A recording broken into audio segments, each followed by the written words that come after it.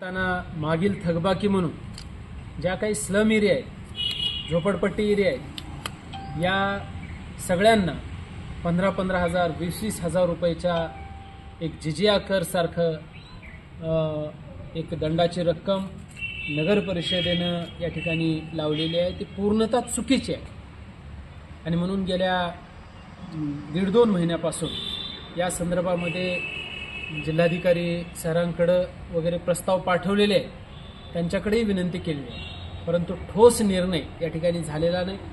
आणि म्हणून जो म्हणजे नळाची थकबाकी म्हणून या गोरगरीब जनतेला जे 15,000 20,000 रुपये जो कर लावलेला आहे, दंड लावलेला आहे, तो दंड तातडीनं माफ करावा ही एक आग्रही मागणी या मोर्चामध्ये राहणार आहे. त्याचबरोबर स्वच्छतेचे कामं जे आहेत ते अधिक प्राधान्यानं अधिक गतीनं या ठिकाणी होणं अपेक्षित आहे. पाणी पुरवठ्याचा या ठिकाणी विषय आहे. सगळ्यात महत्त्वाचा कबालनाम्याचा विषय, प्रामुख्यानं मौलाईनगर, ईदगाह रोड, त्याचबरोबर इंदिरानगर, चारटांगी हा जो एरिया आहे त्या ठिकाणी प्राधान्यानं घरकुल मंजूर करावे.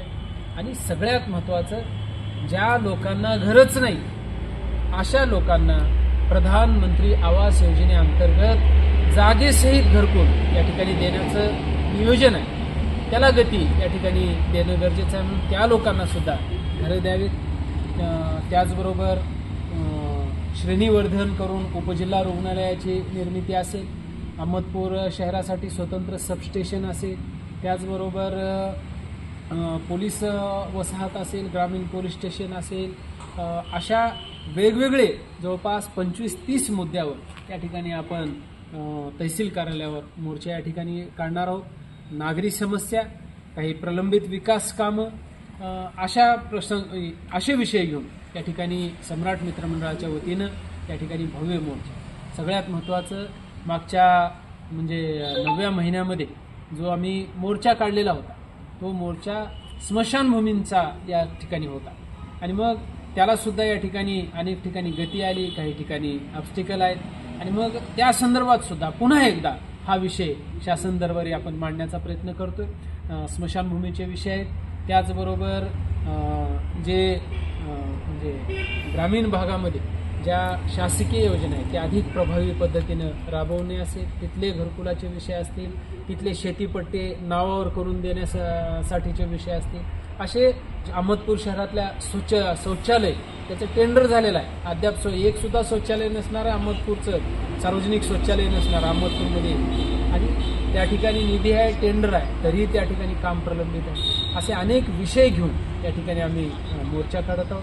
आणि मग हे सगळे विषय जनतेच्या, तुमच्या, आमच्या सर्वसामान्याच्या हिताचे विषय आहेत, जिव्हाळ्याचे विषय आहेत, दैनंदिन विषय आहेत. आणि म्हणून हा मोर्चा अभूतपूर्व अशा स्वरूपाचा राहावा अशी साधारणतः धारणा आम्हा सर्व मित्रपरिवाराची, सम्राट मित्रमंडळाची आहे. मी या माध्यमातून आपल्याला सुद्धा साथ घालतोय, विनंती करतोय की हे प्रश्न तुमच्या, आमचे सर्वांचे आहेत, दैनंदिन जीवनातले प्रश्न आहेत. आणि म्हणून हा मोर्चा आपण सर्वांनी मिळून यशस्वी करणं गरजेचं आहे.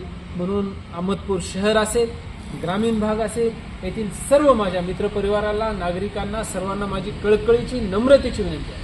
मित्रो, हा अहमदपूर शहर आणि तालुक्यातल्या सर्व म्हणजे विषयाला हात घालणारा हा मोर्चा आहे. त्याचबरोबर पीक विम्याचा सुद्धा विषय आहे. आणि मग या सगळ्या विषयाला अनुसरून आपण एकत्र येणं गरजेचं आहे. एकत्र येऊन हा वॉइस शासनापर्यंत आपण नेणं गरजेचं आहे. आणि म्हणून आपल्या सर्वांना माझी नम्रतेची विनंती आहे की आपण जास्तीत जास्त संख्येनं सोमवारी 24 तारखेला आपल्याला या महामोर्चामध्ये, या धडक मोर्चामध्ये सहभागी व्हायचे. त्यासाठी दिनांक 24 तारखेला सोमवारी आपल्याला नगर परिषदच्या मैदानात जमायचं आहे. तिथून हा मोर्चा प्रमुख मार्गावरून तहसील कार्यालयावर धडकणार. आणि म्हणून माझी आपल्या सर्वांना पुनश्च एकदा नम्रतेची विनंती आहे की या मोर्चाला आपण हजारोच्या संख्येनं उपस्थित राहावं, ही कळकळीची, नम्रतेची विनंती आहे. धन्यवाद.